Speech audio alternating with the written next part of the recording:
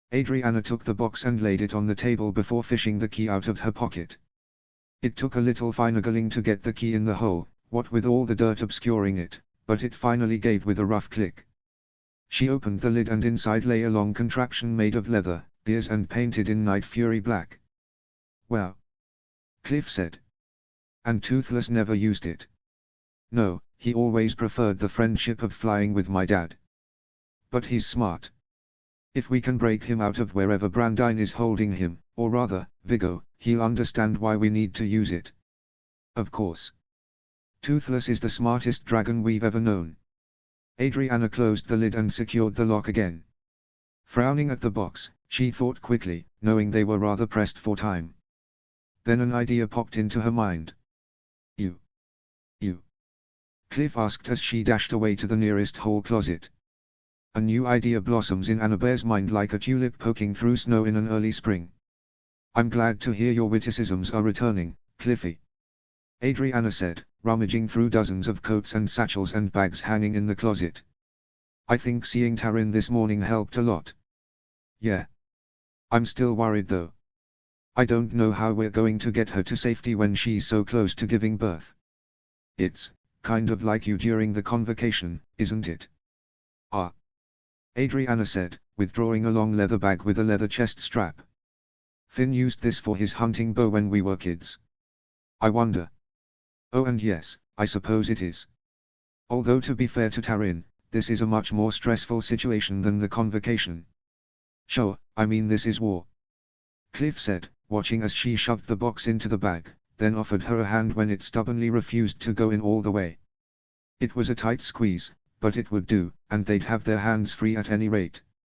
"But the convocation was dangerous because your parents were afraid Brandine was going to have his men snatch you if they looked away for even a second. And there was all that talk about an assassination attempt on Finn, too." Worry began to claw at Adriana's insides. "I know. But this is different, too. This time there isn't a question of what-ifs. This time Brandine is hurting them." Wait, Cliff paused, noting the shake in her voice. "What do you mean? What did you hear?" "Something is happening in the square soon. That's why I'm trying to hurry. We need to get there as soon as we can." Adriana slung the bag over her chest and nearly tottered with the momentum. Cliff steadied her but didn't release her shoulders yet, but waited until their eyes met. "First, deep breath. 2, what did you hear?" She obeyed, forcing herself not to be annoyed.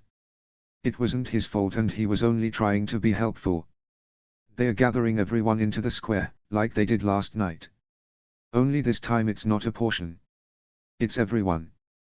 Why else would they be gathering all the people? It has to be for some spectacle." Cliff bit his lip. "Why don't I go?" "You stay."